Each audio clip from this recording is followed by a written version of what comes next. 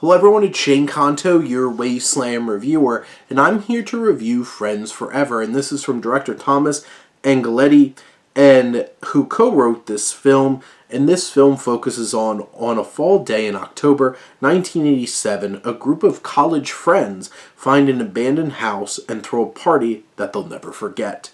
And this film opens with a really impactful, really well-made prelude of this black and white eerie experience of this original family who lived in this home, and you witness the mother, played by Julie Carney, murder the father, played by Timothy J. Cox, and their son and daughter in very blunt, very brutal ways with a knife. And the imagery, the camera work, honestly, this little short within a short film is really effective and leaves a lasting impression.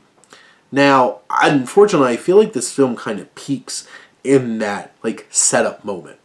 It does have its moments throughout, and towards the end, there's some really eerie imagery, some really great makeup work on the mother who rears her evil head once again in some creepy ways, and also a couple of moments of just some really eerie channeling Jack Nicholson from The Shining kind of acting. And those moments do stand out. But what's challenging is this really leans into oh, it's a bunch of dumb college students who don't look at any of the signs that this is a bad idea, and find out about all these murders, and they're like, yeah, let's still have a party here. And that kind of suspension of disbelief. And also there's some filmmaking issues. Once this party starts, there's a lot of sound mixing and sound design issues that really took me out of the experience, where it was actually really hard. Everything sounded like it was in a tin can or a tunnel.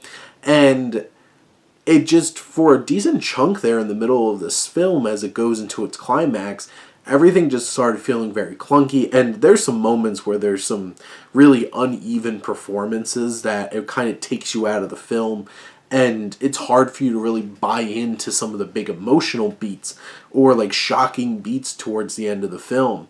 But this still has a lot of blood, guts, and gore, and if you're really into horror films, I think over the course of this 20 minutes, you'll still get plenty of those genre thrills you're hoping for.